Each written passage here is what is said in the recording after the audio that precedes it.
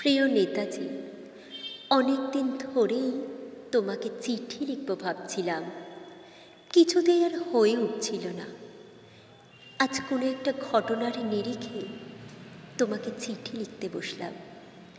ছেলেবেলায় আমাদের দোতলার ড্রয়িং রুমে তোমার ছবি, জন্মদিনে পেতাম বই, সেখানেও তুমি। বাবার গল্পে তোমারই বীরত্ব দেখতে দেখতে, শুনতে শুনতে ক্রমে আমিও তোমার ভক্ত। বাবা বলতেন ইন্ডিয়ার আরও একজন নেতাজির দরকার ছিল। মা গাইতেন বীর সুভাষের মহান দেশ। দাদু বলতেন ছেলেটাকে ওরা শেষ করে দিল। ঠাম্মার চোখে তখন আঁচলের খুঁট। এসবের মধ্যে বড় হওয়া আমিও কেমন একটা ঘোরের মধ্যে থাকতাম। ভাবতাম পারতে, তুমি সব পারতে, যদি আর একবার আমাদের মধ্যে তোমাকে পেতাম। আজ উত্তর চল্লিশেও আমার একই ভোর, তুমি পারতে। কেননা দেশের মাটিতে দেশপ্রেমের মতো জোরালো একটা ঝাঁকুনি দেবার ক্ষমতা তখন আর কারো ছিল না। এখনো আছে কি? তোমার হারিয়ে যাবার পর দেশে কত কমিশন বসেছে। ভারতের পূর্ব পশ্চিম উত্তর দক্ষিণে কোনো পীর, কোনো সন্ত, কোনো দয়ালু বৃদ্ধকে দেখে ভুল করে সবাই ছুটে গেছে তুমি মনে করে, কিন্তু ফিরেছে মাথা নেড়ে। তবুও তোমাকে পাবার আশায় বুক পেতেছে। তুমি তো শুধু বসো বাড়ির নও, গোটা ভারতবর্ষের মণিকোঠার হীরক, যার আলোর শুদ্ধতা কালোকে সাদা করতে পারে। এই বিশ্বাসে ভর করে সবাই ভেবেছিল তুমি আসবে আসবে, কিন্তু এলে না।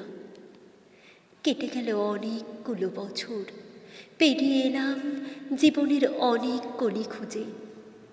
তুমি এখন বিমানবন্দরে, সভা সমিতিতে, রিসার্চ ব্যুরোতে, এমনকি ছেলের নাম করনি।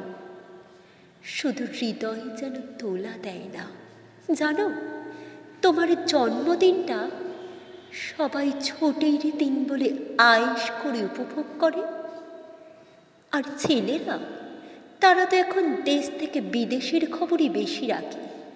আর মেয়েরা, তারা স্বাধীনতার ভেলায় চড়ে হতচকিত।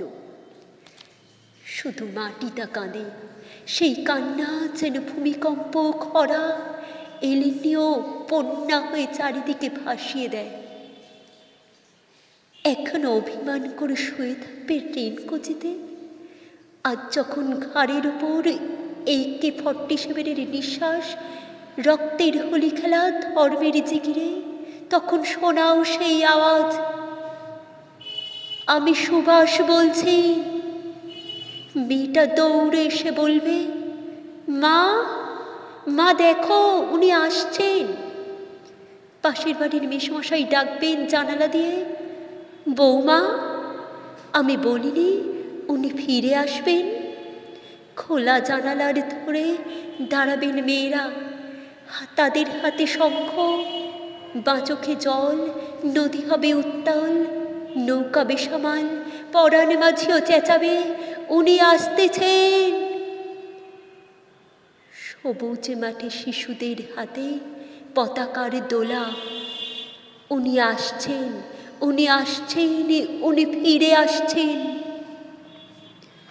তোমার হারিয়ে যাওয়ার জন্মদিনের ভেতর থেকে উঠে আসুক আর একটা 23-এ, আজ স্বাধীনতার ঠিক আগের মুহূর্তে দাঁড়িয়ে তোমাকে আমার এই চিঠি।